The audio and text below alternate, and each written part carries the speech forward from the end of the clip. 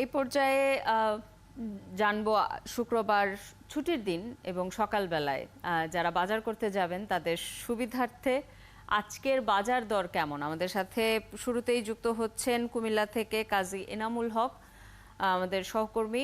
এনামুল, আজকের বাজার দর কেমন সেটি জানাবেন। কোন পণ্যের দাম কেমন এবং গত সপ্তাহের তুলনায় আজকে কোন কোন কোন পণ্যের দাম বাড়লো বা কমলো?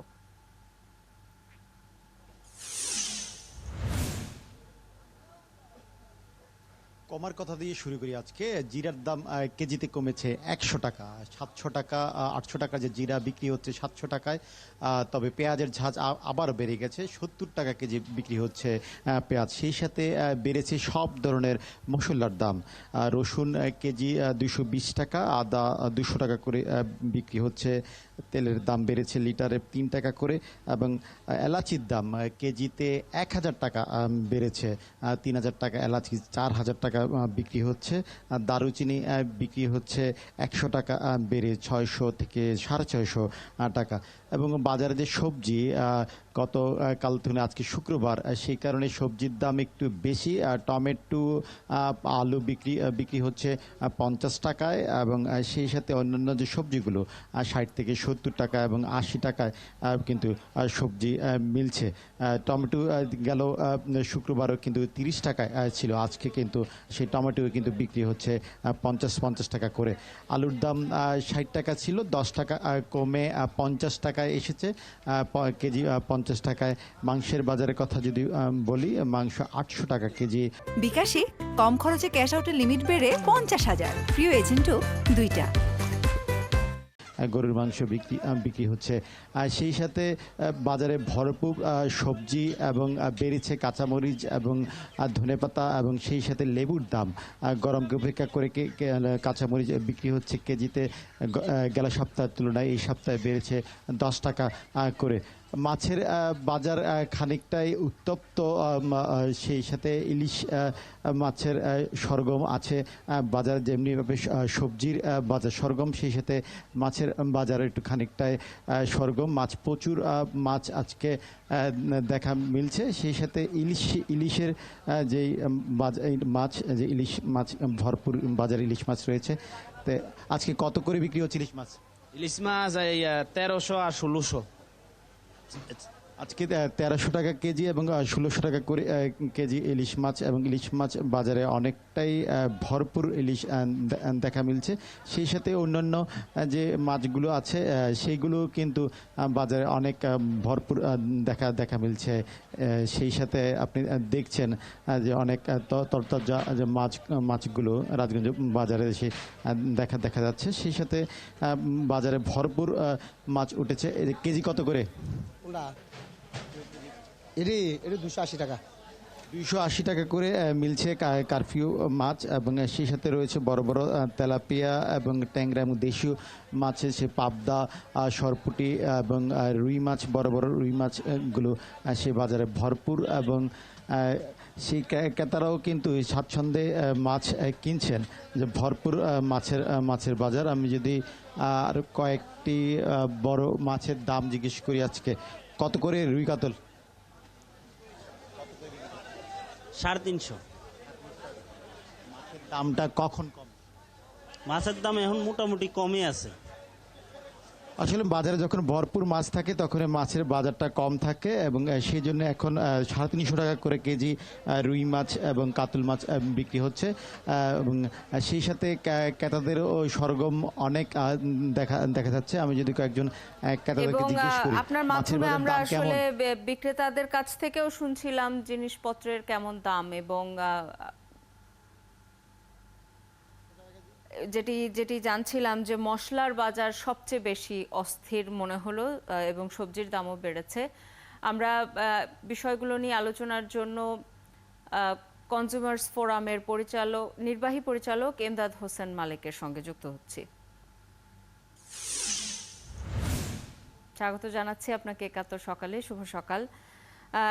আপনি নিশ্চয়ই শুনছিলেন আমাদের সহকর্মী বাজার দর জানাচ্ছিলেন, এবং যেটি দেখছিলাম যে মশলার বাজার সবচেয়ে বেশি অস্থির, বিশেষ করে যেই মশলাগুলো আমদানি নির্ভর বিশেষ করে এলাচের দাম যেটি দেখলাম যে কেজিতে 1,000 টাকা বেড়ে গেছে এবং গতকাল আমরা দেখেছি যে ডলারের দাম আরও এক দফা বেড়েছে। এই যে ডলারের দাম বাড়লো, এই অজুহাতে বাজার আর কতখানি অস্থির হয়ে যেতে পারে বলে আপনি মনে করেন এবং আপনার আশঙ্কার কথাটি জানাবেন। এবং এর সঙ্গে কিন্তু সবচেয়ে বেশি সরাসরি সম্পর্কিত স্বর্ণের বাজার। আমরা কি স্বর্ণের বাজারেও অস্থিরতা দেখতে পাবো কিনা, আপনার কি মনে হয়? আপনাকে ধন্যবাদ, শুভ সকাল। বিষয়টি আসলে খুব একটি চিন্তার মধ্যে ফেলে দিয়েছে। গত পরশু দিন থেকে ডলারের দামটা হঠাৎ করে 60 টাকা বেড়ে যাওয়া এবং এটি খোলা বাজারে আবার গতকালকে যেটা 18 টাকা ছিল এটা 23 টাকা থেকে 25 টাকায় চলে যাওয়া। এবং এটা মূল্য বাড়ার যে বড় বিপদটা হলো যে গতকালকে পর্যন্ত খোলা বাজারে যে ডলার বিক্রি হইতে এটা অপরিচিত লোকদের কাছে মানি চেঞ্জাররা বিক্রি করতে চাই। এটা হচ্ছে একটা বড় সমস্যা। এই ডলারের দামটা আসলে যদি সরকার নির্ধারিত 17 টাকা থাকে, এটা খোলা বাজারে কতটুকু যাবে সেই ফোরকাস্টিং কিন্তু সরকারের পক্ষ থেকে দেওয়া হয়। আগেও যখন ডলার 10 টাকা ছিল তখন এটা 18 টাকার দিকে চলে গেল। এখন 17 টাকা থেকে গতকালকে 5 টাকা বেড়ে 23, কোথাও কোথাও 25 টাকাও ডলার বিক্রি হয়েছে। বিপদটা ওই জায়গায় যেটা আগেই বললাম, অপরিচিত লোকদের দেওয়া হয়। জনমনে এটা নিয়ে একটা আতঙ্কের জায়গা তৈরি হয়েছে এবং ব্যবসায়ীদের ভিতরে সংখ্যা তৈরি হয়েছে যেটা কোথায় যায় দাঁড়াবে। দ্বিতীয় হচ্ছে যে ব্যাংক রেটটাও, ইন্টারেস্ট রেটটাও আবার ব্যাংকের উপরে ছেড়ে দেওয়া হবে। সবকিছু মিলে ব্যবসায়ীদের ভিতরে এক ধরনের ক্ষোভ না আতঙ্ক আছে যে এর ফলে তাদের যে বৈদেশিক পণ্য যেগুলি আমদানি করতে হয় তার মূল্য কি পর্যায়ে বাড়বে। এটাকে কেন্দ্র করে যেটি হয়েছে যে অভ্যন্তরীণ বাজারে যে পণ্যটা আছে ব্যবসায়ীদের হাতে, এটা অনেকেই এখন মজুদের চিন্তা করতেছে। বিক্রিটা অনেকেই আর সেভাবে ব্যবসা বিক্রির জন্য আগ্রহী না। এই অনাগ্রহ এবং মানুষের ভিতরে একটা সংখ্যা, এটি গতকালকে কারণ বাজারে খুব ঘুরে ঘুরে আমি নানান ভাবে লক্ষ্য করেছি। গতকালকে মশলার দাম যেটা বললেন যে 2 দিন আগেও যেই রসুন 950 টাকা পাল্লা ছিল, গতকাল এটা 1150 টাকা পর্যন্ত পাল্লা বিক্রি করা হয়েছে। এবং এটা এমন একটা বিষয় যে 1150-এর কমে তারা বিক্রি করবে না। আলুর দাম কালকে পাইকারি বাজারে 43 টাকা থেকে এটা 47 টাকা পর্যন্ত। পেঁয়াজের দামও হঠাৎ করে আবার এটা 68 থেকে 70 টাকার নিচে পাইকারিতে বিক্রি হয় না। এটা বস্তা বিক্রি কিনলে এই 68 টাকা, আর যদি আপনি 5 কেজি 10 কেজি কিনতে গেছেন এটা 70 টাকা। এখন সাধারণ মানুষ তো আর বস্তা সবাই কিনতে পারে না, দোকানিরা কেনে। দোকানি যারা 68 টাকায় কেনেন তার পক্ষে তো এটাকে লস দিয়ে কিছু পচা টচা যাবে, সে 80 টাকার নিচে বিক্রি করবে না। তার মানে হচ্ছে পেঁয়াজের দামও গত 2 দিনে আবার বেড়ে গেল। মশলার দামটা এখন যেহেতু আগামী মাসে আমাদের আর একটা এই পার্বণে মশলা একটু বেশি ব্যবহার হবে, এই কেন্দ্রিক গতকালকে দোকানদারদের বক্তব্যই ছিল আগামী মাসে কোরবানি, ফলে এইসব জিনিসের দাম না বাড়ার তো কারণ নেই। এটা হলো তাদের বক্তব্য। তো সবচেয়ে বড় কথা হলো এগুলি বাড়ারই কোনো কারণ।